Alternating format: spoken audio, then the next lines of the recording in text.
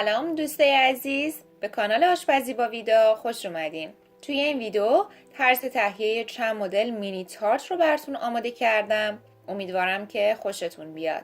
مواد لازم: پنیر خامه‌ای 2 قاشق غذاخوری، شیر عسلی 1/4 پیمانه، وانیل 1/2 قاشق چایخوری، خمیر هزارلا 1 ورقه، میوه تازه یا یخزده 1/2 پیمانه و شکر قهوه‌ای 1 قاشق غذاخوری.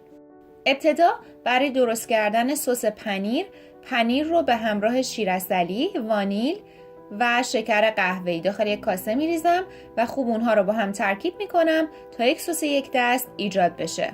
حالا خمیر هزارلا رو روی سطح کارم میذارم و به 3 مستطیل 20x5 سانت تقسیم میکنم. و دوباره هر کدوم از این برش های مستطیلی رو به 3 مربع کوچکتر دیگه تقسیم میکنم. یک دونه از برش های مربعی رو برمیدارم، از هر ضلع مربع 2 برش به سمت داخل میزنم و از هر زاویه به سمت مرکز اونها رو جمع میکنم.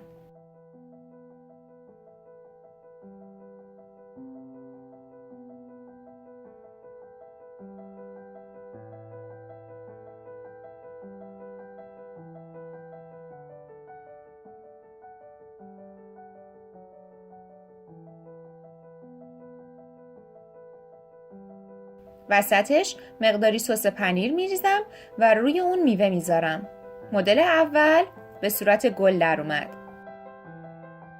دومین مدل به شکل فرفر است. به این صورت که از هر زاویه به سمت مرکز قطر مربع رو با کمک چاقو نصف میکنم و بعد به صورت یکی در میون یک طرف از هر ضلع رو فولد میکنم.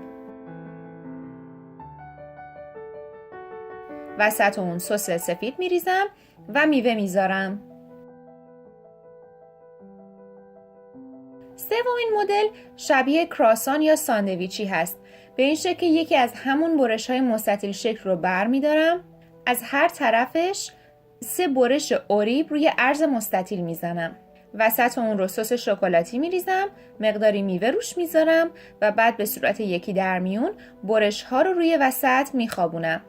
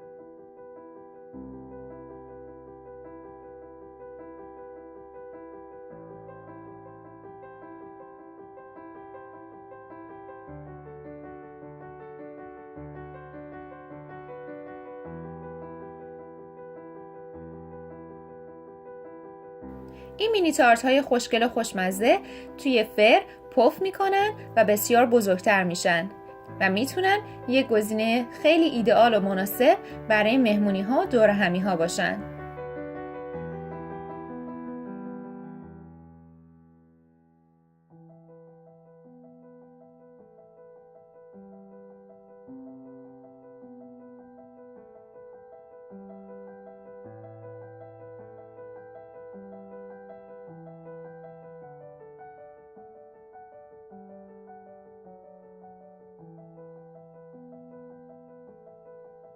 یک سینی فر رو از قبل با کمی کره چرب کردم و مینی تارت ها رو داخل اون میچینم. قالب رو به مدت 25 دقیقه داخل فر با دمای 190 درجه سانتیگراد قرار میدم. همونطور که ملاحظه میکنید مینی تارت های خوشگل ما آماده سرو هستن. امیدوارم که از این ویدیو هم خوشتون اومده باشه. همچنین خوشحال میشم که این ویدیو رو لایک کنید با دیگران به اشتراک بذارید و برای دریافت ویدیوهای با کیفیت سابسکرایب کرده و عضو کانال بشید.